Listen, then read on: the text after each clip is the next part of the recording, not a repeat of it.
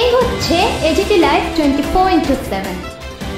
ये है as it is live 24/7। This is as it is live 24/7। अरे सुगंधा एरपर आमरा सबाई एरपर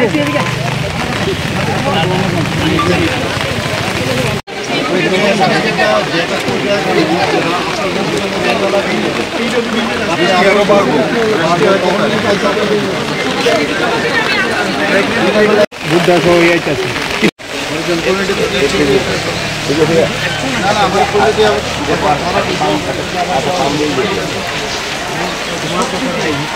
कोई दिया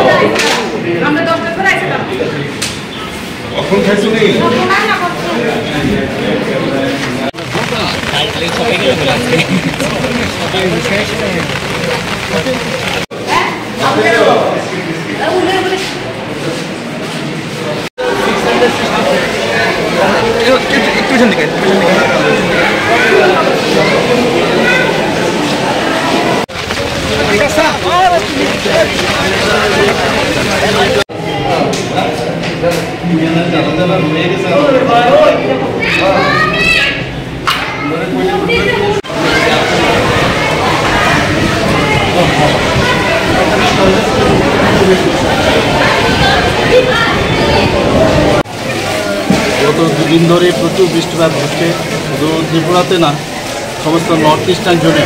আপনারা দেখেছেন শিলচর আসাম, মানে আসামের শিলচর, তারপর অন্যান্য নর্থ ইস্টের বহু জায়গায় অরুণাচলে প্রচুর বৃষ্টিপাত হচ্ছে। সেখানে তো আরও প্রচুর মানে ওইখানে ক্ষয়ক্ষতি হয়েছে। ত্রিপুরাতেও এখানে আজকে আমি এখানে এলাম ওয়েস্ট ডিস্ট্রিক্টে, কালকে এবং আজকে মিলে প্রচুর বৃষ্টিপাত হয়েছে। এবং আমাদের আগরতলা একটা সুবিধা হয়েছে, জল কিন্তু এখানে জমেছিল, কিন্তু দেখা গেছে জলটা কিন্তু সরে গেছে।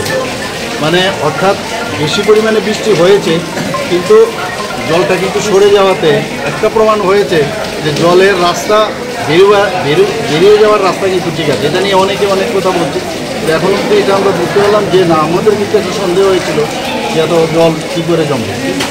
দেখা গেলো কিছুক্ষণ বাদেই জলটা কিন্তু বেরিয়ে গেল। তো এখানে আজকে এলাম আমরা শ্রীলঙ্কা বস্তিতে গেছি, আরও কয়েকটা জায়গায় যাব, প্রতাপগড়ে যাব, আমার বিধানসভার মধ্যেও কয়েকটা জায়গা আছে, সেখানেও আমরা যাব। বিভিন্ন জায়গায় এখন পর্যন্ত প্রায় 24 থেকে 25টার মতো আমার হচ্ছে যার খবর আছে। এখানে বিভিন্ন স্কুলে তাদের থাকার ব্যবস্থা করা হয়েছে, খাওয়া দাওয়ার ব্যবস্থা করা হয়েছে। মেডিকেল টিমকেও আমি বলেছি নিয়মিত যাতে এখানে আসে, পরীক্ষা নিরীক্ষা করে, হেলথে যাতে অসুবিধা না হয়, স্যানিটারির ব্যবস্থাও যাতে ঠিক থাকে সেইভাবে নির্দেশ দিয়েছি। এবং আমাদের ডিজাস্টার ম্যানেজমেন্ট, এসডিআরএফ, এনডিআরএফ এরাও কিন্তু, এবং ভলেন্টিয়ার আপদামিত্র যারা, ওরাও কিন্তু করছে। তো সব মিলে আমরা তো এই ধরনের দুর্যোগপূর্ণ অবস্থার মধ্যে আমরা সবসময় আমরা জানি এই অবস্থার আমরা কতটুকু রেডি আছি, এটা সবচেয়ে বেশি ইম্পর্টেন্ট। আমরা সেইভাবে আমাদের প্রশাসন থেকে, আমাদের আগরতলা মিউনিসিপ্যালিটির তরফ থেকে, আমাদের যারা কার্যকর্তারাও আছে তারাও কিন্তু প্রচুর পরিমাণে পরিশ্রম করছে। এখন কথা হচ্ছে যে যারা এখনও ভাবছে যে ঘর ছেড়ে আসবে না, তাদের কাছে আমি একটাই নিবেদন করবো যে কোনোরকম সরকারি যে নির্দেশ থাকে সেই নির্দেশ মেনে ওনারা যেন একটা প্রপার যে জায়গা সেখানে যেন নিরাপদ স্থলে যেন চলে আসে, এই আবেদনটা আমি আপনাদের মাধ্যমে ওদেরকে আমি করতে চাই। তারপরে একটু অসুবিধা হয়, অনেক প্রবলেম হয়। গত বছর আপনারা দেখেছেন কী অবস্থা হয়েছে। তো আমি একটাই আবেদন রাখবো, যারা এখনও মাইকিং করছে বিভিন্ন জায়গায়, তারা যেন চলে আসে এবং এটা মানে প্রপার আশ্রয়স্থল যেটা নিরাপদ স্থানে যেন চলে আসে।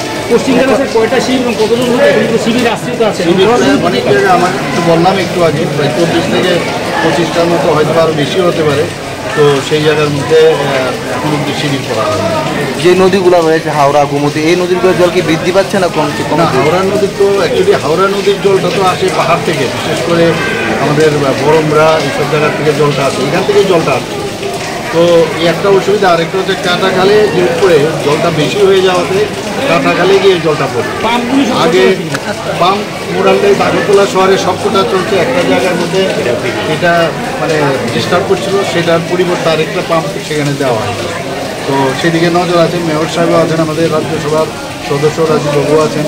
তো সব মিলে আমাদের সব যারা কার্যকর্তারা সবাই কিন্তু ঝাঁপিয়ে পড়েছে, পুলিশ বাহিনীর থেকে এবং আমাদের স্বাস্থ্য বিভাগ থেকে, ডিজাস্টারের থেকে আমাদের সেক্রেটারি মহোদয় ডিজাস্টার উনি আমার সাথে আছেন, ডিএম সাহেবও আছেন। তো সবাই আমরা নজরে রাখি, তীক্ষ্ণ নজর রাখি, যাতে কোনো অবস্থায় কোনো জায়গায় সমস্যা না হয়। অন্য অন্য জায়গার পরিস্থিতি কীরকম? অন্যান্য জায়গায় ত্রিপুরাতে আমার কাছে যা এখন যে খবর আছে, কৈলাসহরে একটু সমস্যা আছে, বাকি এখনও কিছু নিরাপদ। কিন্তু আমরা তো বলতে পারি না কখন কি হবে, এমন একটা অবস্থা। তো যাই হোক,